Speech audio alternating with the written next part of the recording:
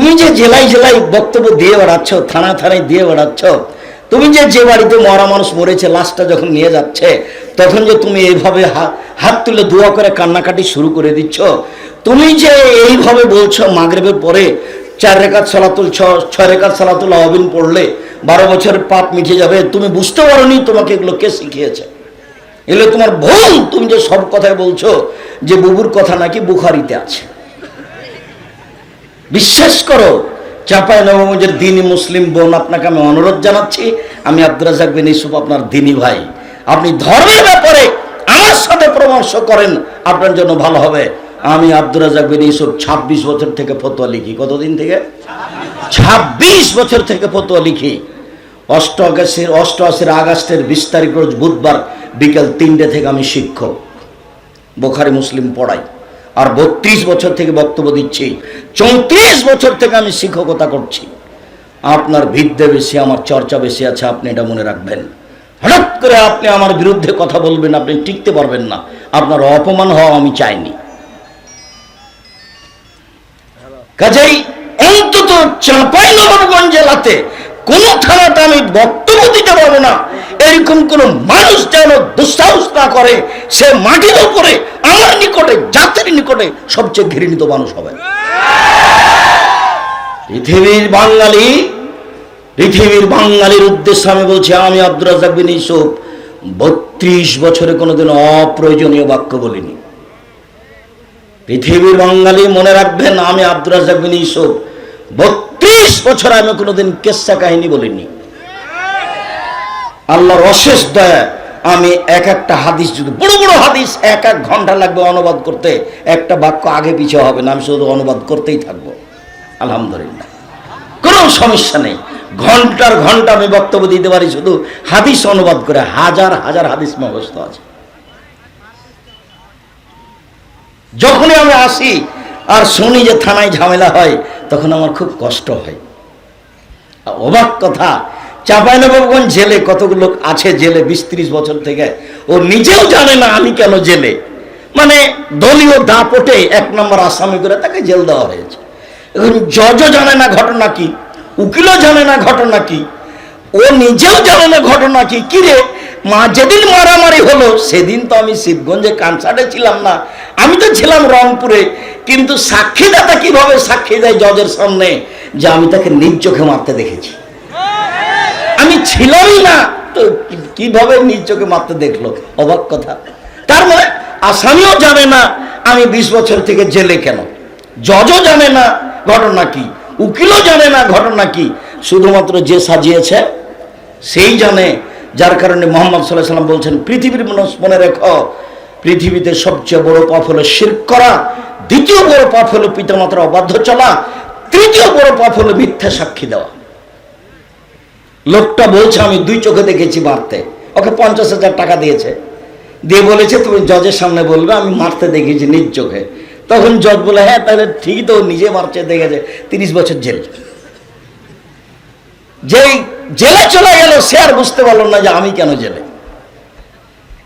ভাবতে ভাবি তার জীবন চলে গেল, বাড়িঘর চলে গেল, স্ত্রী পরিবার চলে গেল, সবকিছু হারিয়ে গেল, জমি জায়গা ভাইয়েরা নিয়ে নিল, বিলীন হয়ে গেল। সে নিজেও বুঝতে পারলো না আমি কেন জেলে, আমার বাড়িঘর হারিয়ে গেল কেন, আহাল পরিবার চলে গেল কেন? এর নাম পৃথিবী, এর নাম দলীয় দাপট। তো আব্দুল্লাহর এই অংশ। তারপরে আমি গুণের গুরুত্ব, আমিও গুণ বুঝি, কিন্তু মানে সামাদ মানে যে এরকম তা আমি কোনোদিন বুঝতে পারিনি। সামাদ মানে ইচ্ছায় অনিচ্ছায় তাকে মেনে নিতে হবে, অনিচ্ছা সহকারেও ফেরাউন শেষ পর্যন্ত মেনেই নিল, বাধ্য হলো। যখন ফেরাউন ডুবে যাচ্ছে, তো ওর 3টা বাক্য আছে পৃথিবীর মাটিতে ফেরাউনের। একবার বলেছে মূসাকে, লাইনিত তাখাস্তা ইলাহান গায়রি লাজালানাকা মিনাল মাসজুনিন, মূসা তুমি যদি আমাকে বাদ দিয়ে কাউকে মাবুদ আল্লাহ বলে দাবি করো, তাহলে আমি তোমাকে জেলখানায় বন্দী করে দেব। এক সময়ের বক্তব্য এইটা। এক সময়ের বক্তব্য ফেরাউন বলছে, মালিম তো লাকুম মিন ইলাহিন গায়রি, মূসা আমি ব্যতীত আর কোন আল্লাহ আছে এ কথা আমি জানি না। এক সময়ে ফেরাউন বলেছে, আনা রব্বুকুমুল আলা, আমি হচ্ছি সবচেয়ে বড় আল্লাহ, সবচেয়ে বড় প্রতিপালক। এই তিনটা হলো কার বক্তব্য? ফেরাউনের বক্তব্য। এই ফেরাউন এক সময়ে বলছে যে আমি মুসা এবং বনি ইসরায়েলের আল্লাহকে মেনে নিলাম। তখন আল্লাহ বলছে, ও এখন কাদ আসাইতা মিন কাবল, ইতিপূর্বে তুমি এখনই তো অস্বীকার করেছিলে, এখন মেনে নিলে।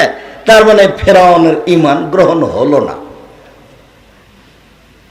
ফেরাউনের ঈমান গ্রহণ হলো না।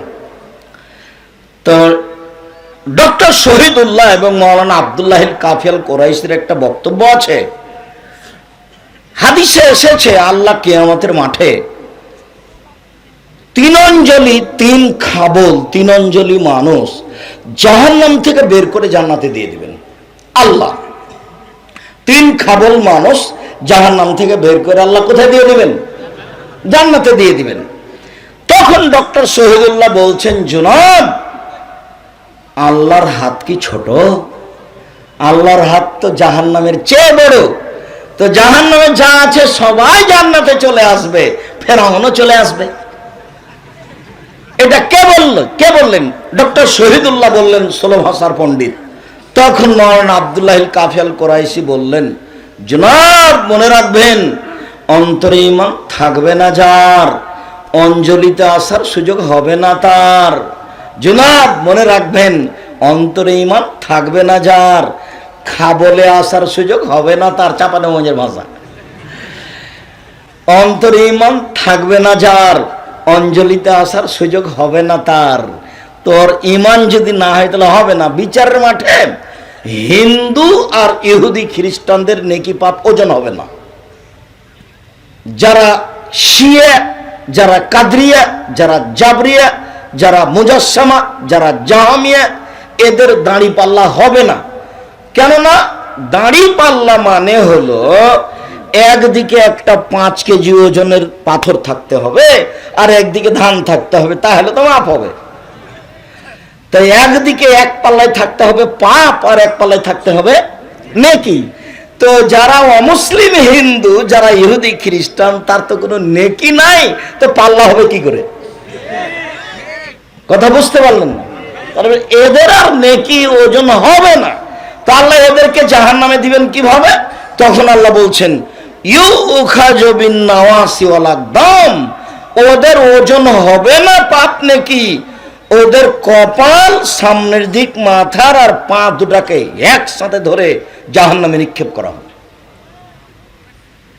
তাহলে জাহান্নামে মানুষ চিরদিন থাকবে। ডক্টর শহীদুল্লাহর কথা চূড়ান্ত নয়, মৌলানা আব্দুল্লাহ কাফিয়াল কোরাইশি রাহিমাহুল্লাহর কথাই চূড়ান্ত। জাহান্নামে মানুষ চিরদিন থাকবে। যাদের পাপ নেকি ওজন হয়ে নেকি কমে গেছে, জাহান্নামে চলে গেছে, এরা কোনোদিন না কোনোদিন জাহান্নাম থেকে বের হয়ে যাবে। কিন্তু ওজন করতে গিয়ে কমে গেছে নেকি, সেই জন্য কোথায় চলে গেল? এখন জাহান্নামে চলে গেল। তো জাহান্নামে থাকতে ওর যে নেকি, আল্লাহটা আমানতের খেয়ানত করবেন না। যার যা নেকি সেটা আল্লাহ নষ্ট করবেন না। আল্লাহ রাগ দেখানোর কোনো প্রয়োজন নেই তার। যা, তুই অত বড় পাপী, তোর এক নেকিও রাখবে না, তোকে বাতিল করে দিলাম, যা। আল্লাহ এরকম কাজ করবেন না। তো তাহলে তো ওজনে যখন কমে গেছে নেকি, তখন জাহান্নাম চলে গেছে। তো কিছু তো ছিল নাকি? তো কিছু যেহেতু ছিল, কাজে 200 বছর, 50 বছর, 1 বছর, কোনোদিন না কোনোদিন ও জাহান্নাম থেকে বের হয়ে জান্নাতে যাবে। বুখারী, জি, সাজা খাটার পর বুখারী মুসলিমে ওদের নাম এসেছে জাহান্নামী। ওদের নাম কি এসেছে? জাহান্নামী। ওদের নাম এই নামই ডাকা হবে, ও জাহান্নামীরা শোনো। মানে জান্নাতে চলে গেছে, তবু জান্নাতে চলে গেছে, তবুও কি নাম? জাহান্নামী নামটা পড়ে গেছে। তো উপস্থিত বৈঠকের দিনী মুসলিম বোন, দিনী মুসলিম ভাই, যে মানুষ বেশি জায়গা পেলেন না, আমি আব্দুর রাজ্জাক বিন ইউসুফ অনেক কষ্ট করে এসেছি গত রাত্রে। যদিও আমি বাড়িতে এসেছি, তারপরেও আমি গত রাত্রে 2টা প্রোগ্রাম ছিল, জোর করে প্রোগ্রামটা চাপানো হয়েছিল। তাই দিনে ছিল সেই কোথায় আসামের পাশে ভুরুঙ্গামারি, ওখান থেকে এসেছিলাম লালমনিরহাট। লালমনিরহাটে প্রোগ্রাম শেষ করে রংপুর শহর দিয়ে পার হচ্ছিলাম, তখন যারা খেলাচ্ছে, খেলেনি তো, যারা খেলা দেখছে, এদের অবস্থা এটা দেখলাম। এরপরে প্রতিষ্ঠানে এসে কিছু কাজ টাজ, তারপরে আমি এসেছি। আমি আপনার বাড়ির মানুষ এসেছি, আপনি জানেন যে আমি আব্দুর রাজ্জাক বিন ইউসুফ এসেছি, তারপরে আপনি বাড়ি চলে গেলেন কেন? আপনি কি নিজের ঘরের মানুষকে অপমান করতে চান? তা আপনি রাস্তায় দাঁড়িয়ে আছেন কেন? এই ছেলে, বোকা ছেলে, তুমি রাস্তায় দাঁড়িয়ে আছো কেন? তোমার শরম হয় না? তোমার লজ্জা হয় না? তোমার ইতস্তবোধ হয় না? আসলেই তোমার লালন পালনের ত্রুটি আছে। এই ছেলে, তুমি যাকে মা বলেছে সে তোমার মা নয়, এ তোমার খালা। ভুল বুঝেছ। আজকে এটাই প্রমাণ করব, তারপরে আমি আলোচনায় যাচ্ছি। তুমি এসে চলে গেলে কেন? যারা আমার দিনী ভাই বোন দাঁড়িয়ে আছে তারা অপরাধ করলো কি? তুমি চলে গেলে কেন? তুমি কেন রাস্তায় হাঁটছো? তুমি কেন বাড়ি চলে গেলে? কেন যাবা? কেন যাবা? আমি আব্দুর রাজ্জাক বিন ইউসুফ তোমার বাড়ির মানুষ এসেছি, তুমি তো আসবা এখানে হিন্দু এসে বসে থাকবে? আমাদের জেলার, আমাদের বাড়ির আব্দুর রাজ্জাক বিন ইউসুফ এসেছে, চলে যাই। কি বলছেন শুনে আসি। আমাদের ছেলে, আমাদের ভাই, আমাদের ঘরের মানুষ। মনে রেখো তুমি, আমি আব্দুর রাজ্জাক বিন ইউসুফ জাতির যদি রাস্তাঘাট করে দিতে না পারি, জাতির যদি স্কুল কলেজ করে দিতে না পারি, জাতিকে চূড়ান্ত সঠিক ধর্ম দিতে পারবো ইনশাআল্লাহ। ধর্মের ব্যাপারে জাতিকে ফাঁকি দিয়ে পরকাল হারাতে রাজি নই। 26 বছর থেকে ফতোয়া লিখি, 26 বছর থেকে। একাধিক বই পুস্তক আছে, যা তুমি দেখতে পাচ্ছ, সব এগুলো আরো আছে। তোমাদের কাছের ভাই আব্দুল্লাহ, তো আব্দুল্লাহর জন্য সবাই দোয়া করি, আমরা দোয়া করি যে আল্লাহ ওদেরকে অনেক বড় করুক। মানে লাতিফ মানে এইটা অর্থ তা আমিও কোনোদিন বুঝতে পারিনি। লাতিফ মানে হলো, যেটা বললো, আমি তখন ঘরে বলছে যে আমি যে খুব ব্যথিত, এটা কে বুঝবে? আমার ভাই তত বুঝতে পারবে না। আমার ভাই বলবে, জাকির তোর বউ মরে গেছে, তুই ঠান্ডা হ, আল্লাহ ধৈর্য ধারণ কর। তো বউ মরে গেছে, ওটা আমারটা কি ও বুঝলো? তোকে থুয়ে গেল সবকিছু। ও তো আমারটা বুঝতে পারলো না, খালি আমাকে সান্ত্বনা দিল। আমার বাপ মরে গেছে, তো আমার গ্রামের চাচারা এসেছে বলে, থাকবে না, তুই ধৈর্য ধারণ করে। তোর চাচা, তোর বাপ মরে গেছে, একটু ধৈর্য ধারণ করে লাগবে। তা আমার ব্যথা কি ও বুঝলো? এটা পৃথিবীতে কেউ কাউকে বুঝাতে পারবে না। তা আমার ব্যথা যে সবচেয়ে আমার মতো করে বুঝে, তার নাম লতিফ। আমি এইভাবে কোনোদিন অর্থ বুঝতে পারিনি।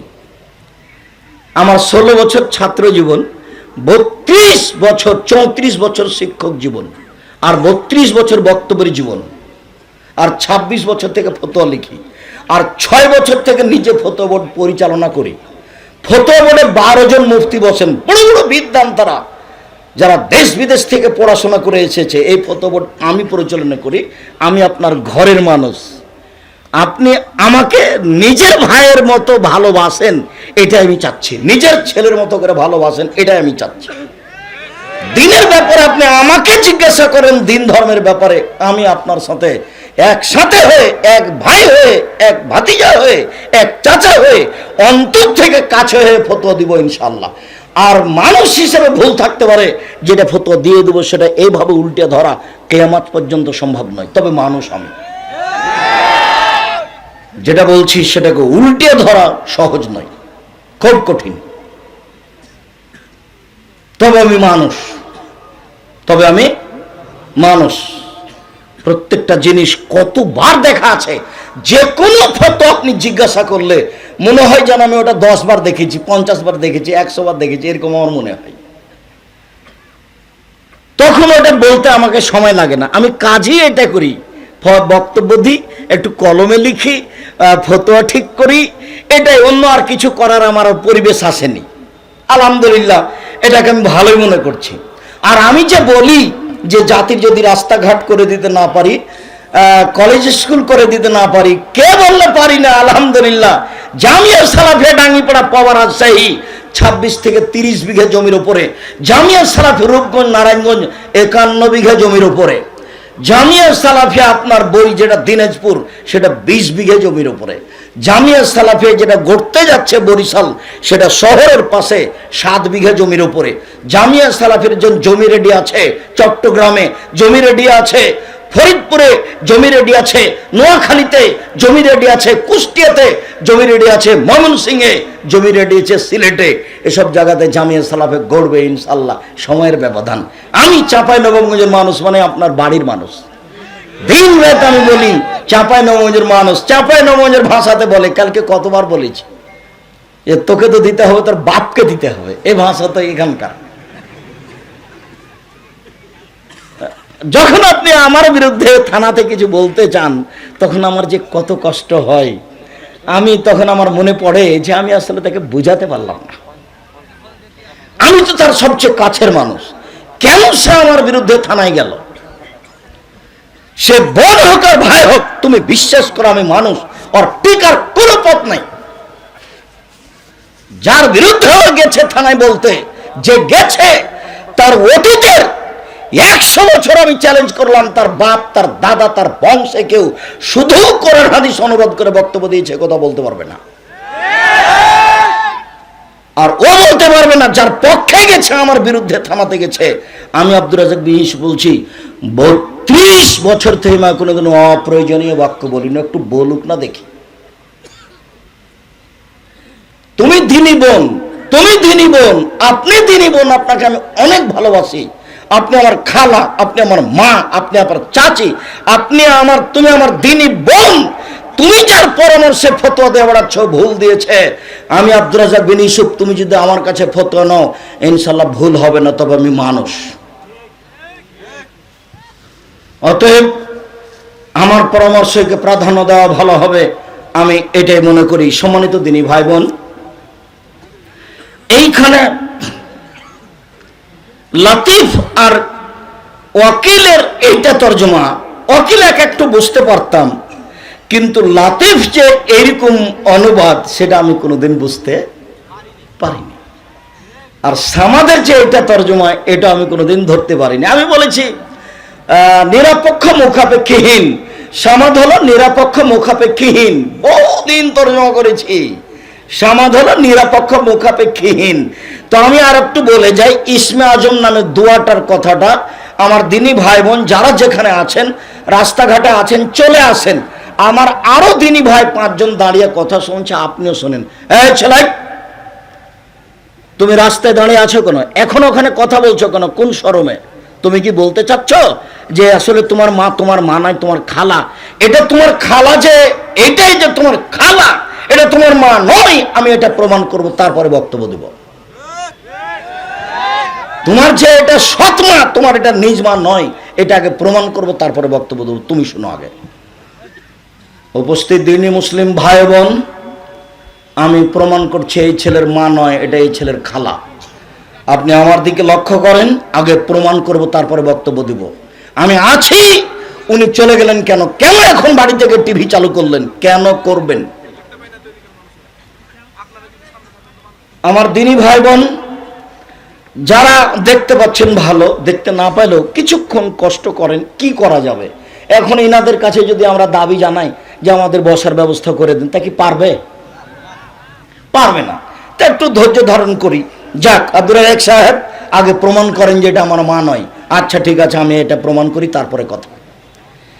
জাবের রাদিয়াল্লাহু তাআলা আনহু বলেন যে আমরা রাসূলের সাথে একবার যুদ্ধ করে আসছিলাম, মদিনায় ঢুকবো। ঢুকতে না ঢুকতে তিনি বলছেন, এই থামো, এই সবাই এখানে থামো, আমরা রাতে এখানে থাকবো। সকালে মদিনায় ঢুকলাম, আল্লাহর নবী, আমি নতুন বিবাহ করেছি, আমাকে বাড়ি যেতে অনুমতি দেন। আমি এটুকু বলতেই আল্লাহ রাসূল বলতে লাগলেন, ও তুমি নতুন বিবাহ করেছো, বিকরানাম সাইয়্যিবা, তুমি কুমারী মেয়ে বিবাহ করেছো না তালাক প্রাপ্তা মেয়ে বিবাহ করেছো? তুমি অবিবাহিতা মেয়ে বিবাহ করেছো না তালাক প্রাপ্তা মেয়ে বিবাহ করেছো? তখন আমি বললাম, সাইয়্যিবা, আমি তালাক প্রাপ্তা মেয়ে বিবাহ করেছি। ওর আগে বিবাহ হয়েছিল, তার স্বামী তাকে ছেড়ে দিয়েছে, আমি তাকে বিবাহ করেছি। তো এইটুকু বলতেই আল্লাহ নবী বলছেন, হাল্লা বিক্রাম তোলাইবা, তুমি কুমারী মেয়ে কেন বিবাহ করলে না? তুমি তার সাথে খেলতে, ও তোমার সাথে খেলতো। তুমি অবিবাহিতা মেয়ে কেন বিবাহ করলে না? তুমি তার সাথে খেলতে, ও তোমার সাথে খেলতো। তুমি কুমারী মেয়ে কেন বিবাহ করলে না? তুমি তার সাথে খেলতে, ও তোমার সাথে খেলতো। আল্লাহ নবী এই কথাগুলি বললেন। তখন জাবের বলছেন, তাহলে শোনেন, আমি তালাক প্রাপ্তা মেয়ে কেন বিবাহ করলাম? আমার বাপ উহুদের যুদ্ধে শহীদ হয়েছেন 6 জন মেয়ে রেখে। আমার 6 জন বোন আছে। আমার বোনদের সমবয়সের মেয়েকে আমি বিবাহ করিনি 4টা কারণে। আল্লাহর নবী, আমার বাপ উহুদের যুদ্ধে শহীদ হয়েছেন, 6 জন মেয়ে রেখে আমার 6টা বোন আছে। আমার বোনদের সমবয়সের মেয়েকে আমি বিবাহ করিনি 4টা কারণে। আল্লাহর নবী, আমার বাপ উহুদের যুদ্ধে শহীদ হয়েছেন 6 জন মেয়ে রেখে। আমি আমার বোনদের সমবয়সের মেয়েকে বিবাহ করিনি 4টা কারণে। এই 4টা কারণই হচ্ছে আমার মায়ের জন্য, তোমার মায়ের জন্য, সবার মায়ের জন্য। এই 4টা কারণ, এই 4টা কারণ যদি মায়ের মধ্যে থাকে তো এটা মা, আর যদি না থাকে তাহলে এটা খালা। না, আমার স্ত্রী যেন আমার বোনদেরকে শিষ্টাচার শেখাতে পারে, শিষ্টাচার। এই কারণে আমি তালাক প্রাপ্তা মেয়ে বিবাহ করেছি। অবিবাহিতা মেয়েগুলো জানবে না, বুঝবে না, তাই আমি তালাক প্রাপ্তা মেয়ে বিবাহ করেছি, যাতে করে আমার বোনদেরকে শিষ্টাচার শেখাতে পারে, শিষ্টাচার। আম্মু, রাস্তায় হাঁটলে এক পাশ দিয়ে হাঁটিও, শিষ্টাচার। আম্মু, বাড়ি থেকে বের হওয়ার সময় সালাম দিয়ে বের হয়ো, শিষ্টাচার। আম্মু, ডান পায়ের জুতা পরার সময় ডান পায়েরটা আগে পরিও, খোলার সময় বাম পায়েরটা পরে খুলিও, শিষ্টাচার। আম্মু, বিছানায় শোয়ার সময় ডান কাতে দোয়া পড়ে শুয়ো, শিষ্টাচার। আম্মু, গিলাস ডান হাতে ধরে পানি খায়, বাম হাতে ধরিও না, আম্মু বাম হাতে শয়তান ধরে, শিষ্টাচার। তোমার চাচা বাপ দাদা কেউ বিদায় হলে বলিও, আস্তাগফিরুল্লাহ দীনাকা ওয়া মানাতাকা ওয়া আখিরা মালিক ওয়া যাওয়াদাকা লাতাকা ওয়া গাফারা যামবাকা আস্তালাকাল খায়রা আইসমা কুনতা। এই দোয়া পড়িও, টাটা বাই বাই বলো না। এটা হলো অনইসলামিক শিষ্টাচার। মোবাইলে রিং হচ্ছে, আম্মু যদি চিনতে পারো হিন্দু তাহলে বলিও ধন্যবাদ। কি বলছিলেন জনাব? যদি চিনা না যায় তাহলে হ্যালো বলিও না, বলবা আসসালামু আলাইকুম। হ্যালো বলে কুকুরকে ডাকে, আসসালামু আলাইকুম। চিনতে পারো আর না পারো, ডোম হোক, চামার হোক, হাঁড়ি হোক, মেথর হোক, মুচি হোক, যে হোক না কেন, যখন তুমি চিনতে পারলে না তখন বলবে, তুমি অন করে দিয়ে কি বলবে? আসসালামু আলাইকুম। আমি কোনোদিন হ্যালো বলি না, তুমি আমার সাথে কথা বলে দেখো একদিন। আমি এটা করি না, এটা আমার জীবনের মধ্যে নেই। তবে আমি মানুষ, কোথাও ভুল থাকতেও পারে। আমি কোনোদিন দোকানপাটে চায়ের স্টলে বসি না, আমি এ যাবৎ কোনোদিন চায়ের স্টলে বসিনি। জামিয়া সালাফের ভিতরেও চা বিক্রি হয়, আমি ওখানে দাঁড়িয়ে বলছি, এক ছেলে ঠিক মতো চা করো তো। যদি মানুষকে ঠকায় না খবরদার, যদি আমি শুনতে পাই তাহলে তোমাদেরকে বলবো বাড়ি চলে যাও, বাড়ি চলে যাও, এখানে থাকতে হবে না। আমাকে তখন অনুরোধ করে যে একটু বসেন, একটু বসেন, এক চাপ চা খাই। ও জীবনে কোনোদিন বলতে পারবে না আব্দুর রাজ্জাক সাহেব আমার এখানে সামনে বসেছে আর 1 কাপ চা খেয়েছে, এটা বলতে পারবে না। গ্রামে বাড়িতে কোনো জায়গাতে নেই, জীবনে চায়ের স্টলে বসিনি কোনোদিন, কোনোদিন বসিনি, ওটা ঘটেনি।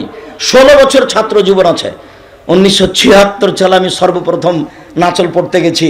যখন নাচল পড়তে গেছি সর্বপ্রথম, যখন আমি নবাবগঞ্জ ট্রেন স্টেশনে এসেছি, যে আমাকে নিয়ে যাচ্ছে সে আমাকে বলছে, যখন খুব শব্দ করে দমদম দমদম শব্দ করে ট্রেন আসলো, তখন বলছে চুপচাপ থাকবি নইলে ট্রেন ধরে নেবে। মনে হচ্ছে এখনই বলছে। তো যখন গাড়িতে উঠে কথা বলছে, তা বলছে তুমি যে কথা বলছো তোমাকে ধরে না। আর এইখানে একটা ট্রেন স্টেশনের সামনে একটা ইয়ে ছিল, বড় পাকুড় গাছ ছিল। চাঁপাইনবাবগঞ্জ ট্রেন স্টেশনের সামনে একটা বড় পাকুড় গাছ ছিল। একটা লোক বলছে এখন ওই ফুটপাতে ওষুধ বিক্রি করবে। তো সে লোকটা বলছে আমার বাড়ি কানসাট। কানসাটের অর্থ হলো যে আমি কান সাটতে বলিনি, মনে হচ্ছে এখনই বলছে। এটা 76-77 সালের ঘটনা হবে। তখন আমি জানি না কানসাট কোথায় আছে, তখন আমার জানা নাই। পায়ে হেঁটে বাড়ি থেকে দেবীনগর থেকে চাঁপাইনবাবগঞ্জ এসেছি, এখানে সাথে সাথে এসেছি, এটা আমার জানা আছে। লোকটা বলছে আমার বাড়ি কানসাট, মানে আপনাদেরকে আমি কান সাটতে বলিনি। তখন আমি জানি না কানসাট কোথায়। সম্মানিত দিনী বোন, সম্মানিত দিনী ভাই, আমি আপনাকে অনুরোধ জানাচ্ছি যে তোমার মা, আপনার স্ত্রী যদি ছেলে মেয়েকে শিষ্টাচার শিখাতে না পারে তাহলে এটা মা নয়। তোমার মাথায় খেলোয়াড়দের মতো করে চুল আছে, ছাতা চুল ছেটেছ, চতুর্দিক চাঁচা আছে, বলো তো এটা কোন শিষ্টাচার? ইহুদি খ্রিস্টানের শিষ্টাচার। তোমার প্যান্টটা টাকনোর নিচে আছে, বলো তো এটা কোন শিষ্টাচার? তোমার দাড়ি চাঁচা আছে, বলো তো কোন শিষ্টাচার? তোমার হাতে সিগারেট আছে, বলো তো কোন শিষ্টাচার? তুমি মোবাইলে হ্যালো বলছো, বলো তো কোন শিষ্টাচার? দোকানে বসে তুমি আড্ডা পিটছো, বলো তো তুমি এটা কোন শিষ্টাচার? তোমাকে কি শিখালো তোমার মা? এটা তোমার মা নয়, এটা তোমার সৎ মা। 2, অতল মোহন্না, আমার স্ত্রী যেন আমার বোনদেরকে বিদ্যা শিখাতে পারে। বিদ্যা, আম্মু জোহরের সালাত 4 রাকাত ফরজ পড়তে হয়, আগে 4 রাকাত সুন্নাত, পরে 2 রাকাত সুন্নাত, 6 রাকাত সুন্নাত পড়লে জান্নাতে ঘর বানানো হয়। আম্মু জোহরের আগে 4 পরে 4, 8 রাকাত সুন্নাত পড়লে জাহান্নাম হারাম হয়ে যায়। আম্মু মাগরিবের পরে সালাতুল আওয়াবিন পড়তে হয় না। আম্মু মাগরিবের পরে শুধু 2 রাকাত। সালাতুল আওয়াবিন হচ্ছে 10:30টা 11টার সময়, 11:30টার সময় সালাতুল আওয়াবিন। ওই শব্দটা আল্লাহ নবী নিজে উচ্চারণ করে বলেছেন, সালাতুল আওয়াবিন। আম্মু চাস্তের সালাতের চেয়ে সালাতুল আওয়াবিন বেশি দামি। কখন? 10:30টা 11টা 11:30টার সময়। আম্মু বিদ্যা, বলো তো তোমার মা তোমাকে কি বিদ্যা শিখিয়েছে? 3, অতুরাত যারা হল না, আমার স্ত্রী যেন আমার মাথার চুলকে, আমার বোনদের মাথার চুলকে চিরুনি করে সাজগোজ করে ভালো করে ঢেকে সবকিছু ঠিকঠাক করে রাখতে পারে। আমার স্ত্রী যেন আমার বোনদের মাথার চুলকে চিরুনি করে সুন্দর করে পরিপাটি করে সাজগোজ করে রাখতে পারে। এই জন্য আমি আমার বোনদের সমবয়সের মেয়েকে বিবাহ করিনি। আমি তালাক প্রাপ্ত মেয়েকে বিবাহ করেছি যাতে এগুলি পারে। এইবার আমি আপনাকে বলি, আপনার স্ত্রী এখানে বসে আছে, আপনার মেয়েটা ক্লাস 10-এ পড়ে, পাশে বসে আছে, গল্প করছে, মাথায় পাঞ্জার চুল আছে, শীতের দিনে চুল ছাড়া আছে। বলেন তো আপনার স্ত্রী কি শিষ্টাচার শিখিয়েছে বাচ্চাকে? আসলেই কি এটা আপনার স্ত্রী, না কিভাবে আপনি সংসার করছেন? না, এটা আপনার সৎ স্ত্রী। এগুলো বাচ্চাকে দেখে না। স্ত্রী সৎ হয়, স্ত্রী সৎ হয় না, ঠিক বলেছেন। এটা কি বাচ্চার সৎ মা, মানে পরের স্ত্রী? এটা কি আপনার আর একজন স্ত্রী? আল্লাহ রহম করো, সৎ মা। জি। 4, অতাকুম আলাইহিন্না, আমার স্ত্রী যেন আমার বোনদের উপরে পাহারা দিতে পারে। মা মানে পাহারাদার, মা মানে পাহারাদার, মা মানে পাহারাদার। চাঁপাইনবাবগঞ্জে একটা ফ্যাক্টরি খোলা হয়েছে, মালিক 3 জন গার্ড পাহারাদার রেখেছেন। সকালে শুনলেন ঠিক মতো রাতে পাহারা দেয়নি, ঘুমিয়েছিল, মালিক সকালে তাকে বিদায় করে দিবে। আপনার স্ত্রী আপনার বাচ্চার উপরে পাহারা দেয়নি, এখন আপনি স্ত্রী কি করবেন দেখেন। আমি তালাক দিতে বলিনি, তবে স্ত্রী যদি পরিবারকে দেখতে না পারে তাকে তালাক দেওয়া ভালো, এটা আমার পরামর্শ।